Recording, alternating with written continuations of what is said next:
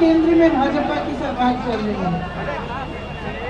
अब आप जब सरकार को देखते हैं कि 10 सालों से चल रही है और मीडिया के मेरे भाई बहन जो दिखाते हैं, तो आप देखते हैं कि कितने बड़े बड़े इवेंट हो रहे हैं। G20 हुआ कि नहीं हुआ?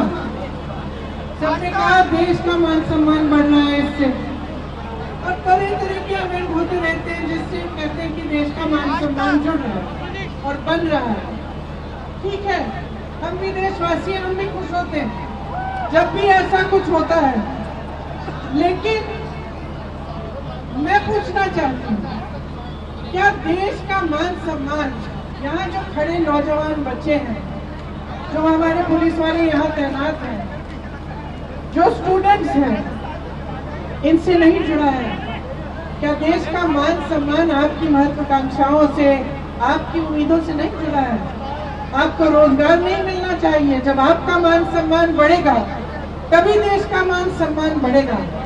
आप चाहे अग्निवीर को देखिए, इतने सारे बच्चे गांव-गांव में यूपी में वर्जिश करते हैं, तैयारी करते हैं सेना के लिए।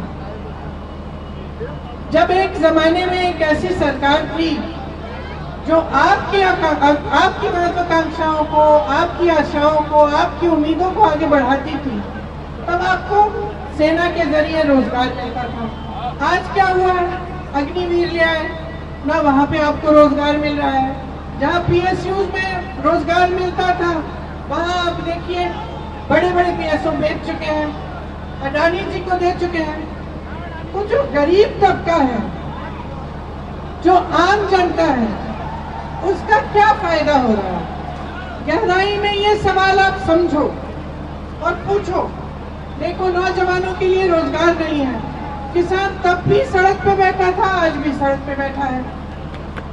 गन्ने का जो खरीद का दाम है वो पिछले 8 सालों में 55 रुपए बढ़ा है, बस 55 रुपए। और आप बताओ, आप जब दुकान जाते हो सब्जी खरीदने, फल खरीदने, कुछ बनाना है घर पे, तो क्या होता है? आपको मिलता है? दाम कितने महंगे हो गए हैं, चाहे सरसों का तेल हो, चाहे गैस हो, चाहे सब्जी, टमाटर, आलू, कुछ भी हो। लेकिन जब आपकी बारी आती है तो आपका फायदा नहीं होता। चुनाव आने लगता है तो आपके लिए कह देते हैं लोग, एक बोरा राशन ले लो। तो जब तक आप गहराई में ये बात समझेंगे नहीं कि सरकार का कर्तव्य आपके लिए काम करने का कर्तव्य है, आपको रोजगार दिलवाने का, आपको मजबूत बनाने का, आपको शिक्षा के मौके दिलवाने का, जब तक आप इस बात को समझेंगे नहीं तब तक बदलाव नहीं आने वाला। तो मैं सिर्फ आपसे ही कहना चाहती हूँ कि अपनी भलाई देखो, अपने जीवन में आपका क्या अनुभव है उसको समझो, और गहराई से समझो कि आज की राजनीति आपको गुमराह कर रही है। अब भैया बोलेंगे, ज्यादा लंबा नहीं बोलना चाहती मैं, लेकिन मैं आपसे ये उम्मीद जरूर रखती हूँ कि आप सोच समझ के आगे चलेंगे, अपने भविष्य के लिए अपना वोट देंगे।